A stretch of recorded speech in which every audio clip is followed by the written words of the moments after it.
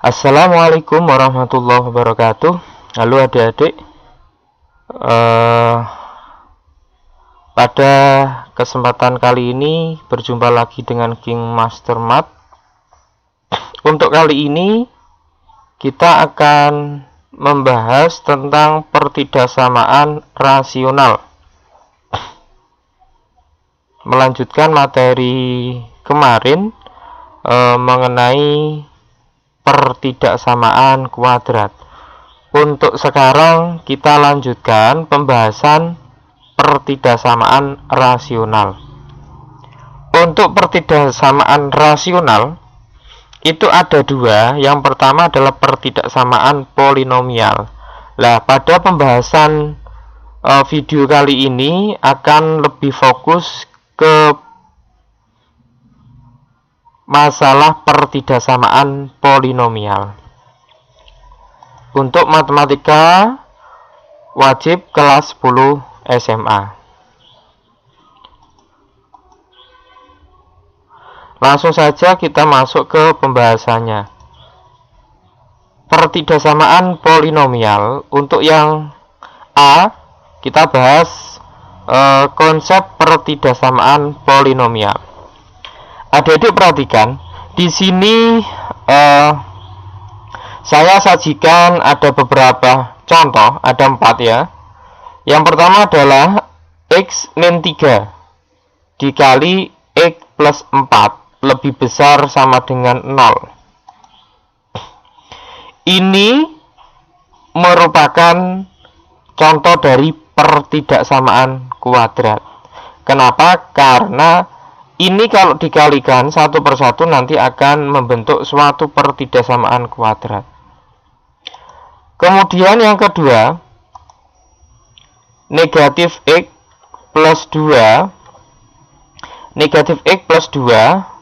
kali X min 5 kurang dari 0. Ini merupakan contoh dari pertidaksamaan kuadrat. Kemudian yang C, X plus 3 dikali X min 4 dikali X min 5 kurang dari 0. Ini kalau dikalikan maka akan membentuk suatu pertidaksamaan X pangkat 3 min 4X kuadrat plus 3 lebih besar dari 0. Nah, ini itu merupakan pertidaksamaan polinomial. Kenapa dikatakan pertidaksamaan polinomial? Nanti kita jelaskan. Kemudian yang D, X pangkat 4 min X kuadrat min 1 kurang dari sama dengan 0. Ini juga merupakan contoh dari pertidaksamaan polinomial. Kenapa dikatakan pertidaksamaan? Oke, kita lanjutkan adik-adik. Pertidaksamaan polinomial, satu variabel adalah pertidaksamaan yang memiliki satu variabel dengan pangkat variabel berupa bilangan asli dan pangkat tertingginya lebih dari 2. Nah, jadi dari definisi ini kita bisa menyimpulkan bahwasanya untuk contoh yang C dan D itu merupakan pertidaksamaan polinomial. Kenapa? Karena untuk pangkat variabel tertingginya lebih dari 2. Untuk yang C ini pangkat tertingginya untuk variabelnya adalah 3. Untuk yang D ini pangkat tertinggi dari variabelnya adalah 4. Berarti artinya pangkat tertingginya lebih dari 2. Lah, kalau pangkat tertingginya lebih dari 2 berarti merupakan pertidaksamaan polinomial. Nah, kalau pangkat tertingginya itu 2, maka dikatakan pertidaksamaan kuadrat. Kalau pangkat tertingginya hanya 1, berarti dinamakan pertidaksamaan linier. Nah, dari sini kira-kira sudah ada sudah ada gambaran ya untuk konsep pertidaksamaan polinomial. Oke, kita lanjut. Yang B, bentuk umum pertidaksamaan polinomial satu variabel. Untuk bentuk umum pertidaksamaan polinomial satu variabel, yaitu an x pangkat n plus an min 1 x pangkat n min 1 plus an min 2 x pangkat n min 2 plus an min 3 x pangkat n min 3 plus an min 4 x pangkat n min 4 plus titik-titik plus a2 x pangkat 2 plus a1 x pangkat 1 sampai plus a0 x pangkat 0. Untuk n sama dengan 3 diperoleh polinomial a3 x pangkat 3 plus a2 x pangkat 2 plus a1 x pangkat 1 plus a0 x pangkat 0. Untuk n sama dengan 4 maka diperoleh polinomial a4 x pangkat 4 plus a3 x pangkat 3 plus a2 x pangkat 2 plus a1 x pangkat 1 plus a0 x pangkat 0. Contoh A, x pangkat 3 min 4x kuadrat plus 3 lebih dari 0. Ini merupakan contoh pertidaksamaan polinomial. Kenapa? Karena pangkat tertinggi dari variabelnya adalah 3, yaitu lebih dari 2. Yang kedua, yang B, x pangkat 4 min x kuadrat min 1 kurang dari 0. Ini juga merupakan contoh dari pertidaksamaan polinomial. Alasannya kenapa? Karena ini pangkat tertinggi dari variabelnya adalah 4, yaitu lebih dari 2. Jadi kedua-duanya ini merupakan contoh dari pertidaksamaan polinomial. Sekarang kita masuk ke C, yaitu penyelesaian pertidaksamaan polinomial. Sekarang kita akan belajar bagaimana menyelesaikan pertidaksamaan polinomial. Untuk itu jangan kemana-mana, selalu menyimak dan menonton video ini sampai selesai ya, biar kalian paham dan bisa mengerjakan soalnya nanti dengan baik. Contoh, tentukan himpunan penyelesaian dari pertidaksamaan polinomial berikut ini. Yang A, x plus 1 kali dalam kurung x min 1 kali x min 3 kurang dari 0. Yang B, x pangkat 3 min x kuadrat kurang dari sama dengan 0. Bagaimana cara menyelesaikannya? Perhatikan ya adik-adik. Jawab. Kita bahas untuk yang A dulu. Untuk yang pertama adalah yang perlu kita lakukan adalah membuat 0 ya. Kita tulis pembuat 0-nya dulu. Untuk yang A, pembuat 0-nya x plus 1 kali x min 1 kali x min 3 sama dengan 0, berarti pembuat 0-nya yang pertama adalah untuk x plus 1 berarti x sama dengan negatif 1. Berarti pembuat 0-nya yang pertama adalah negatif 1. Kemudian untuk x min 1 berarti pembuat 0-nya x sama dengan 1. Kemudian untuk x min 3 berarti pembuat 0-nya adalah x sama dengan 3. Kemudian dari masing-masing pembuat 0 ini kita sajikan ke garis bilangan. Ingat ya, untuk garis bilangan ya, semakin ke kiri nilainya semakin kecil, untuk semakin ke kanan nilainya semakin besar. Jadi ini letaknya yang paling kiri berarti negatif 1, yang tengah 1, kemudian yang kanan 3. Kemudian berarti di sini ada 4 daerah. Daerah yang pertama adalah di sebelah kiri negatif 1, yang kedua di sebelah kanan negatif 1, yang ketiga di sebelah kanan 1, yang keempat di sebelah kanan 3. Nah, untuk menyelesaikannya berarti kita tentukan daerah masing-masing ini tandanya positif atau negatif. Lah, cara menentukannya seperti ini. Perhatikan, kita mengambil salah satu titik yang berada di daerah tersebut. Misalkan untuk daerah di sebelah kiri negatif 1, maka di sini ada titik yaitu negatif 2, negatif 3, negatif 4, dan seterusnya. Nah, kita ambil salah satu saja, misalkan yang terdekat dengan negatif 1 yaitu negatif 2. Untuk menguji apakah daerah yang di sebelah negatif 1 ini positif atau negatif, maka perlu kita uji dengan titik yang berada di dalamnya, ya. Kemudian untuk yang daerah antara negatif 1 dan 1 ini kita ambil titik uji 0. Kemudian untuk daerah antara 1 dan 3 kita ambil titik ujinya 2. Kemudian untuk yang daerah di sebelah kanan 3 kita ambil titik ujinya adalah 4. Sekarang kita sajikan ke tabel untuk titik ujinya. Untuk di sini sebenarnya kita tidak usah menghitung. Yang kita butuhkan di sini hanyalah negatif positif ya adik-adik. Perhatikan. Untuk titik uji negatif 2, kita ganti X-nya dengan negatif 2. Negatif 2 ditambah 1 berarti negatif 1. Berarti artinya negatif 1 itu negatif. Berarti kita kasih tanda negatif. Kemudian untuk X min 1, kita ganti X-nya dengan negatif 2. Negatif 2 min 1 berarti hasilnya negatif 3. Berarti negatif. Kemudian negatif 2, negatif 3 berarti negatif 5. Berarti hasilnya juga negatif.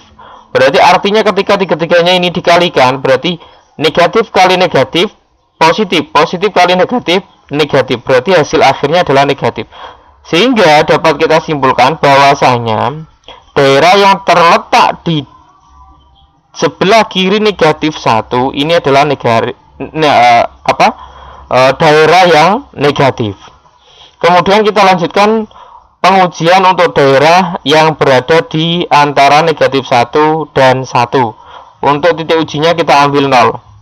0 ditambah 1, 1 berarti positif. 0 min 1, negatif 1 berarti negatif.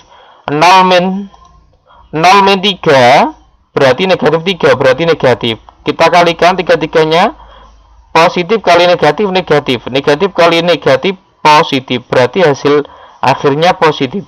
Jadi dapat kita simpulkan untuk daerah antara negatif 1 dan 1 di sini adalah daerah positif. Kemudian untuk daerah 1 dan 3 kita ambil uji titiknya adalah 2. Kita masukkan 2 ditambah 1, 3 positif. 2 dikurangi 1, 1 berarti positif.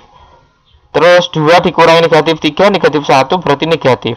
Positif kali positif, positif. Positif kali negatif, negatif. Berarti hasil akhirnya adalah negatif. Berarti artinya daerah di antara 1 dan 3 adalah daerah negatif. Kemudian untuk daerah yang terakhir yaitu daerah yang berada di sebelah kanan 3. Kita ambil titik ujinya adalah 4. Kita masukkan 4 ditambah 1, 5 positif.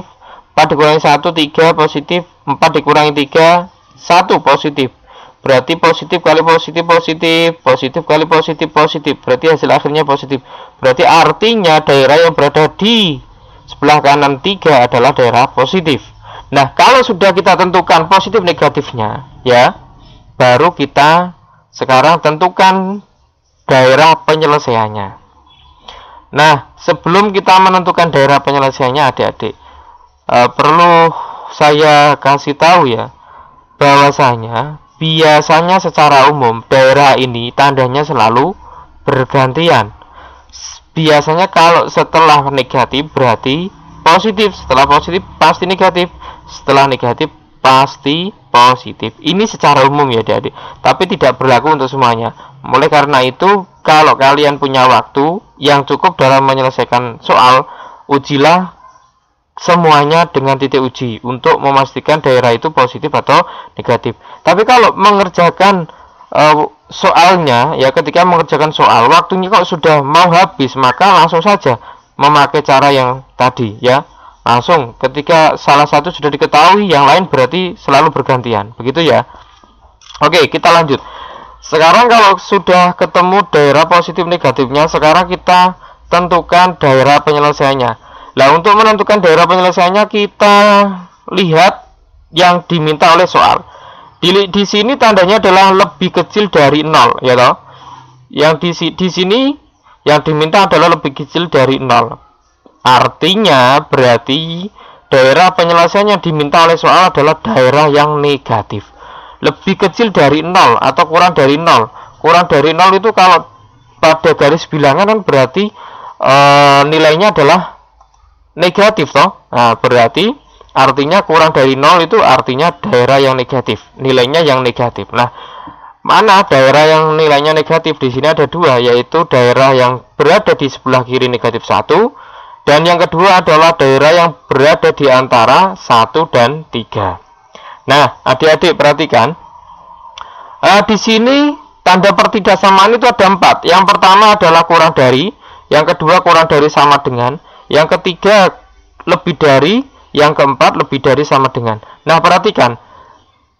Jika soalnya itu hanya lebih dari atau kurang dari, tidak ada sama dengan, maka tanda bulatannya ini perlu kalian ketahui, tanda bulatannya kosong. Ya, ingat-ingat, kalau tanda pertidaksamanya tidak ada sama dengan, maka bulatannya ini kosong. Ya, tidak penuh. Maksudnya tidak penuh hitam. Kenapa? Ya, itu maksudnya artinya batas pembuat 0 ini ya, itu tidak masuk menjadi anggota penyelesaian. Itu yang dimaksud. Ya. Jadi kalau bulatannya kosong, maka batasnya ini tidak masuk menjadi anggota penyelesaian. Nah, kemudian kalau ada pertidaksamaan, tandanya kok ada sama dengan, berarti bulatannya penuh. Nah, kalau bulatannya penuh, itu artinya batas pembuat nolnya atau batasnya itu menjadi anggota himpunan penyelesaiannya, gitu ya. Nah, contoh seperti ini, misalkan ini kan kurang dari 0, berarti daerah penyelesaian adalah daerah yang negatif. Berarti daerah negatif kita arsir. Yang pertama adalah yang sebelah kiri negatif 1 ini, kita arsir. Kita pilih, kita arsir, kita penuhi. Ya, kita penuhi ini. Nah, kita penuhi. Nah, ini berarti daerah penyelesaian, berarti daerah yang titik-titik ya, titik-titik atau nilai yang berada di sebelah di sebelah kiri negatif 1 ini semuanya merupakan penyelesaian dari pertidaksamaan polinomial yang A ini, gitu. Lah, karena ini tidak ada sama dengannya, berarti negatif 1 tidak ikut, gitu maksudnya. Berarti negatif 1 tidak ikut menjadi penyelesaian untuk pertidaksamaan soal yang A ini, gitu maksudnya adik-adik. Kemudian yang kedua, daerahnya adalah daerah antara 1 dan 3. Lah, karena tidak ada sama dengannya, berarti ini juga tandanya kosong. Kalau kosong berarti artinya batasnya ini ya, antara 1 dan 3 ini tidak masuk menjadi penyelesaian untuk pertidaksamaan polinomial soal yang A ini, gitu maksudnya ya. Nah, kalau sudah, sekarang kita tinggal tentukan, kita tulis himpunan penyelesaiannya. Yang pertama ini berarti X-nya kan berada di daerah yang diarsir ini, berarti di sini. Berarti kalau ditulis himpunan penyelesaiannya seperti ini, berarti X lebih kecil dari negatif 1. Nah, di sini tandanya juga tidak ada sama dengannya, karena negatif 1 tidak ikut menjadi anggota dari X ini yang menjadi penyelesaian dari soal yang A ini. Kemudian atau berarti sekarang X-nya berada di tengah ini antara 1 dan 3. Tapi 1 dan 3 tidak menjadi anggota penyelesaiannya, berarti tandanya juga tidak ada sama dengannya. Gitu ya adik-adik. Berarti kalau ditulis berarti X lebih besar. X-nya kan di sini. Berarti X, bentar, baterainya lemah. Oke, sudah dicas. Yang kedua penyelesaiannya berarti X-nya di tengah. Kalau di tengah berarti nulisnya X lebih besar dari 1 dan X lebih kecil dari 3. Nah, itu himpunan penyelesaian dari pertidaksamaan polinomial untuk soal yang A. Gitu ya adik-adik. Oke, saya kira bisa dipaham ya penjelasan saya, karena tidak terlalu cepat dan jelas ya. Nah, untuk lebih jelasnya lagi adik-adik, kita pahami untuk penyelesaian soal yang B ya. Oke, kita coba masuk penyelesaian soal yang B. Untuk soal yang B, pertidaksamaan polinomialnya adalah X pangkat 3 min X kuadrat kurang dari sama dengan 0. Jawab. Yang pertama tadi langkahnya apa adik-adik? Yang pertama langkahnya adalah kita menentukan pembuat nolnya terlebih dahulu. Nah, untuk soal yang B, itu X pangkat 3 min X kuadrat kurang dari sama dengan 0. Sebelum ke pembuat 0 berarti kita uraikan dulu ya. Kita uraikan dulu. Di sini kan dua-duanya sama-sama mengandung variabel X. Berarti variabel X-nya kita bisa taruh di depan. Sehingga membentuk X kali dalam kurung X kuadrat min X sama dengan 0. Dari sini berarti jika dan hanya jika kita dapat lagi X kali dalam kurung X min 1 sama dengan 0. Berarti di sini ada 3 ya. Yang pertama X, yang kedua X, yang ketiga X min 1. Sehingga diperoleh pembuat nolnya yang pertama adalah X sama dengan 0 untuk yang ini, X sama dengan 0. Yang kedua berarti X yang ini, X sama dengan 0. Atau yang ketiga berarti ini, X sama dengan 1. Ya, oke. Karena di sini nilai X-nya ada yang sama, berarti nanti kita tulis salah satu saja ya. Berarti di sini ada 2 ya, ada 2 pembuat nolnya yaitu 0 dan 1. Setelah kita menentukan pembuat nolnya, setelah itu langkah selanjutnya adalah kita sajikan pembuat nol ke dalam garis bilangan ya. Berarti di sini ada 2 pembuat nolnya, yang pertama adalah 0, yang kedua adalah 1. Nah, sekarang kita lihat soalnya, karena tandanya itu ada sama dengannya, berarti bulatannya penuh. Kalau bulatannya penuh itu artinya apa? Artinya adalah masing-masing dari pembatas merupakan anggota dari himpunan penyelesaiannya nanti. Gitu ya. Kemudian setelah itu langkah selanjutnya berarti kita uji titik ya untuk menentukan daerah positif negatifnya. Di sini berarti ada 3 daerah. Yang pertama adalah sebelah kiri 0, yang kedua adalah daerah di sebelah tengah antara 0 dan 1, yang ketiga adalah daerah di sebelah kanan 1. Kita ambil uji titik ya. Kita yang sebelah kiri dulu, sebelah kiri 0, kita ambil negatif 1. Yang tengah kita ambil setengah, karena antara 0 dan 1 di situ ada nilai setengah. Kemudian yang sebelah kanan 1 kita ambil titiknya 2. Oke, kita sajikan ke tabel. Kalau kita sajikan ke tabel bentuknya seperti ini. Untuk negatif 1 kita masukkan negatif 1 ya, langsung karena hanya X. Kemudian ini juga negatif 1. Kalau negatif 1 berarti negatif. Ini juga negatif. Di sini negatif 1 min 1 berarti negatif 2. Berarti ya negatif. Negatif kali negatif positif, positif kali negatif negatif. Berarti kesimpulan terakhir adalah negatif. Berarti artinya daerah yang berada di sebelah kiri 0 adalah daerah negatif. Kemudian yang tengah, setengah, ini X dimasukkan, X diganti dengan setengah, berarti setengah hasilnya positif. X diganti setengah, setengah hasilnya positif. Kemudian setengah dikurangi negatif 1 hasilnya negatif setengah, berarti negatif. Positif kali positif, positif, positif kali negatif, negatif. Berarti hasil terakhirnya adalah negatif. Berarti daerah tengah adalah negatif. Kemudian, nah ini teman-teman, adik-adik semua, perhatikan. Tadi saya bilang secara umum itu tanda masing-masing daerah biasanya bergantian, tapi tidak berlaku untuk semua. Contohnya seperti ini ya. Nah, ini habis negatif, ini negatif. Nah, berarti tanda yang selang-seling tadi itu tidak berlaku secara semua ya, secara semua. paling aman kita uji 1/1.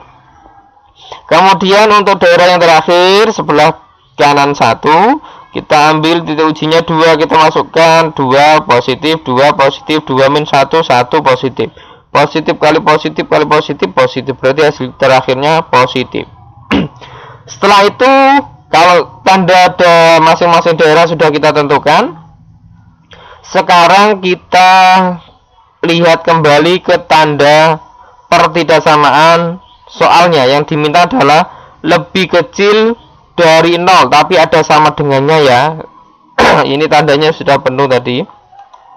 Lebih kecil dari 0, berarti kalau lebih kecil dari 0, berarti yang kita arsir adalah daerah yang negatif. Berarti ada 2 ini yang kita arsir. Ya, yang pertama ini, yang kedua ini. Nah, kalau sudah kita arsir, langkah terakhir adalah kita tuliskan himpunan penyelesaiannya. Jadi himpunan penyelesaiannya adalah yang pertama ini dulu ya. X-nya di sini berarti X lebih kecil sama dengan 0 ya.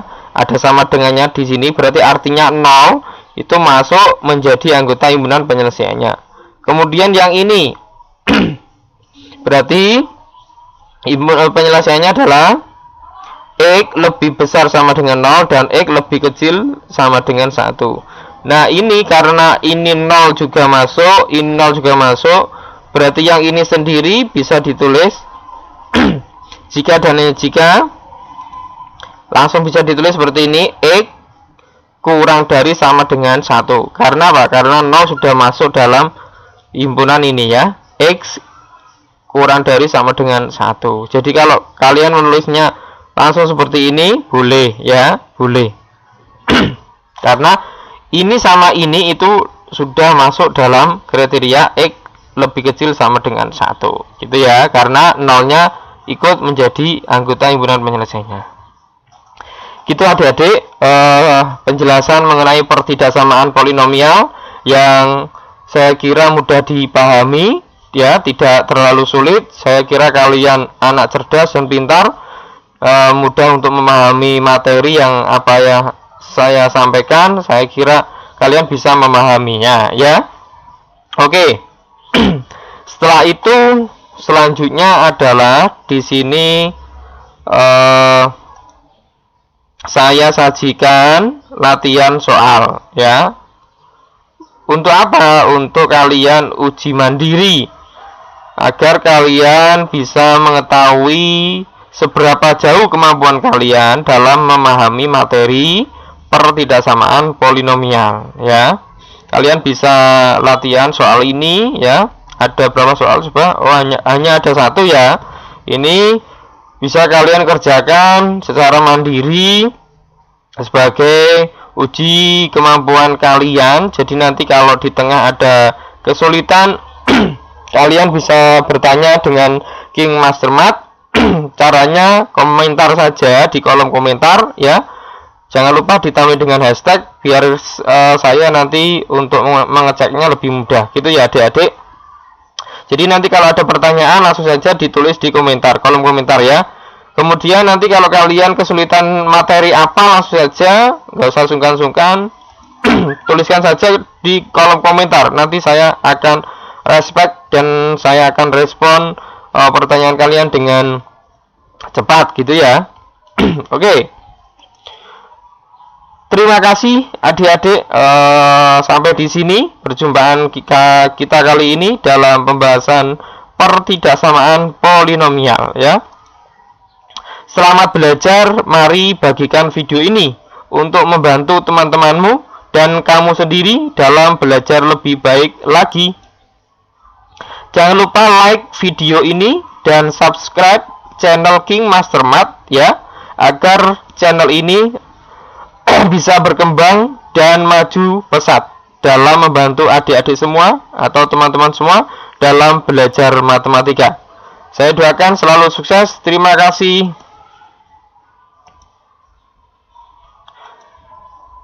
Sekian dari saya. Wassalamualaikum warahmatullahi wabarakatuh.